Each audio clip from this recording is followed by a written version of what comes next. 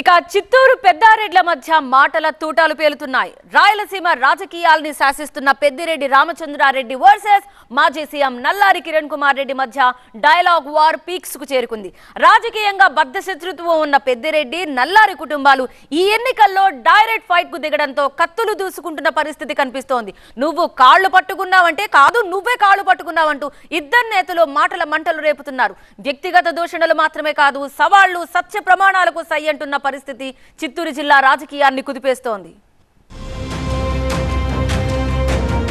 ఇద్దరు ఎదురు పడితే మంటలే, ఇక డైరెక్ట్ ఫైట్ జరిగితే డైలాగుల డైనమేట్లే. కాళ్ల బేరం పేరుతో కాక పెద్దిరెడ్డి వర్సెస్ కిరణ్ రెడ్డి, పీక్స్ కు చిత్తూరు పెద్దారెడ్ల వార్.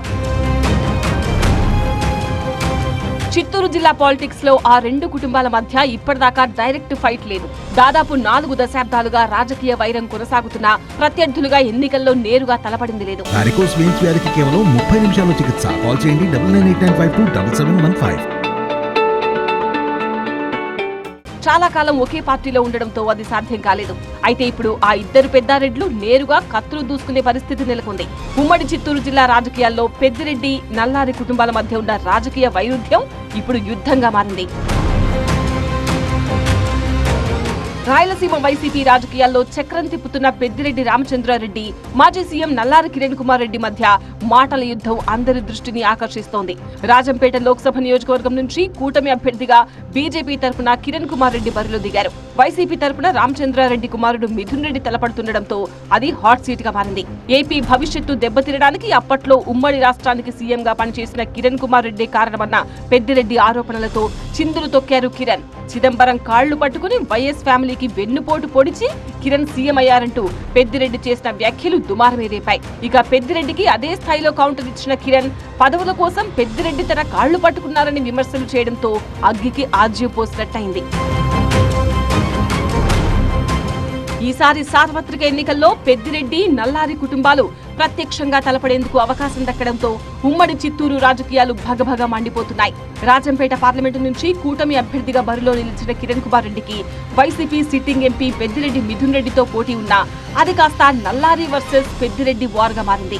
రాజంపేట పార్లమెంటు పరిధిలోని పుంగనూరు నుంచి వైసీపీ అభ్యర్థిగా బరిలో ఉన్న మంత్రి పెద్దిరెడ్డి రామచంద్రారెడ్డి, పార్లమెంట్ అభ్యర్థిగా ఉన్న ఆయన కుమారుడు మిథున్ రెడ్డి టార్గెట్ గా మాజీ సీఎం నల్లారి కిరణ్ ఎన్నికల్లో బరిలో దిగారు. పీలేరు అసెంబ్లీ నుంచి కిరణ్ సోదరుడు కిషోర్ టీడీపీ అభ్యర్థిగా పోటీ చేస్తున్నారు. ఆ అన్నదమ్ముల ఓటమే లక్ష్యంగా పెద్దిరెడ్డి వ్యూహాలు పన్నుతున్నారు. దీంతో నల్లారి, పెద్దిరెడ్డి మధ్య ఘాటైన విమర్శలు కొనసాగుతున్నాయి. చిదంబరం కాళ్లు పట్టుకుని సీఎం అయ్యారంటూ కిరణ్ కుమార్ పై సంచలన ఆరోపణలు చేశారు పెద్దిరెడ్డి. ఈ ప్రాంతంలో పోటీ చేస్తూ ఉన్న అభ్యర్థి నల్లారి కిరణ్ కుమార్ రెడ్డి, మాజీ ముఖ్యమంత్రి. మాకంతా ఆ అర్హత ఉన్నా కానీ మేము కాలేకపోయాం. ఎందుకంటే మేము పోయి రాత్రుల్లో కాళ్ళు పట్టుకొని అట్లా చేసే పరిస్థితి నాకు చేత కాదు కాబట్టి. రామచంద్రారెడ్డికి సీఎం అయ్యే అర్హత లేదన్నారు కిరణ్ కుమార్. ఆయనకు ముఖ్యమంత్రి అయ్యే అర్హత ఉందంట.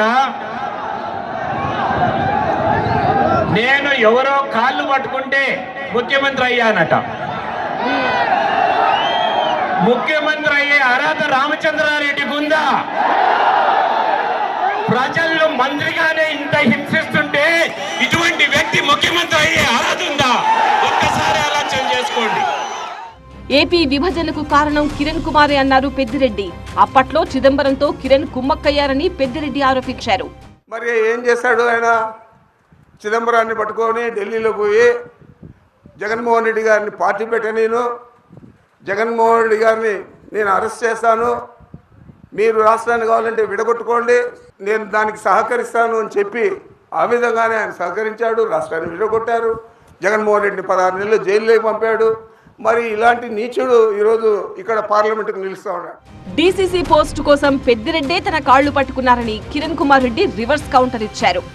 నేను పద్మావతి గెస్ట్ హౌస్ లో రాత్రి 11 గంటలకు డీసీసీ ఎలక్షన్లు వచ్చినప్పుడు 50 మంది నా నియోజకవర్గం వాళ్ళు నేను కూర్చొని ఉంటే రాత్రి 11 గంటలకు ఇదే పెద్దిరెడ్డి రామచంద్రారెడ్డి వచ్చి నా కాళ్ళు పట్టుకొని నన్ను డీసీసీ ప్రెసిడెంట్ కావాలని అడిగాడు. ఇది రాత్రి 11 గంటలకు జరిగింది. ఉదయాన్నే మళ్ళా 6 గంటలకు వచ్చాడు.